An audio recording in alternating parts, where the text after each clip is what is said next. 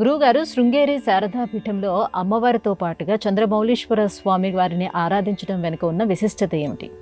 నిజానికి శృంగేరిలో శారదాంబ, అక్కడ చంద్రమౌళీశ్వరుడు. శివుడికి సంబంధించి మన పురాణాల్లో కానివ్వండి, సనాతన ధర్మ గ్రంథాల్లో కానివ్వండి, శివుడి భార్య పార్వతీదేవి అని చెప్పుకుంటాం.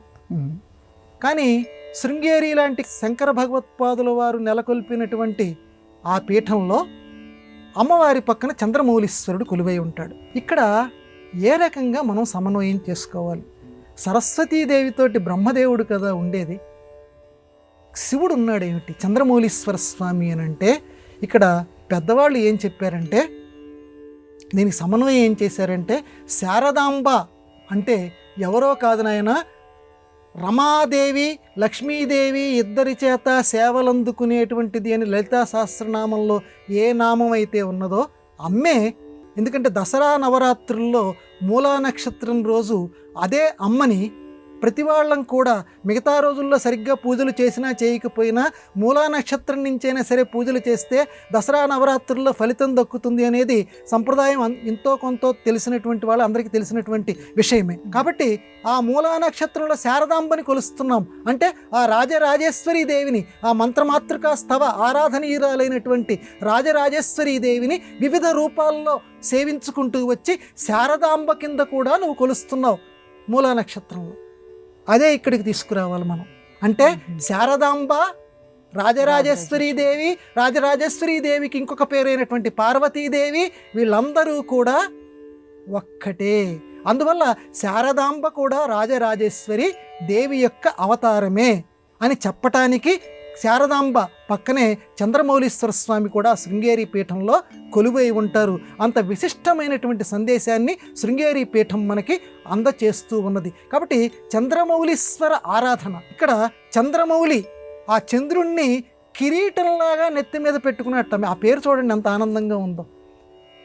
మౌళి అంటే కిరీటం, రాజమౌళి. రాజమౌళి అంటే చంద్రుణ్ణి నెత్తి మీద కిరీటంగా ధరించినటువంటి వాడు శివుడు అని అర్థం.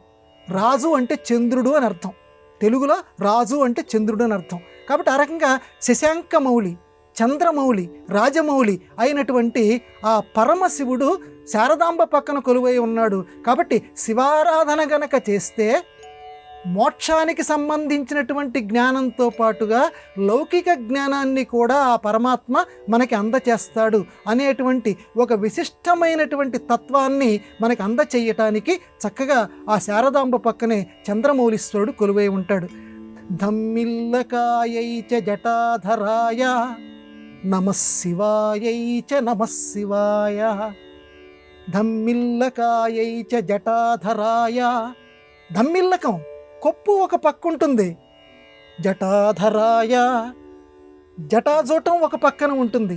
అటువంటి ఈ రెండు రూపాలు కలిసి ఉన్నటువంటి నమః శివాయై చ నమః శివాయ. నమః శివాయై ఆ పార్వతీదేవికి, నమః శివాయ ఆ శారదాంబకి, ఆ శివునికి, ఇద్దరికి మనం నమస్కారాలు తెలియజేస్తున్నాం. ఇద్దరిగా కనిపించే ఒక్కరికి మనం నమస్కారం చేద్దాం. ఒక్కటే జన్మ మనకి ఈ లోకంలో మిగల్చమని, మళ్ళీ జన్మ మనకు కలిగించవద్దని ఆ పరమాత్మని, ఆ శారదాంబ రూపంలో ఉన్న పరమాత్మని, ఆ శివుని మనందరం కూడా కోరుకుందాం.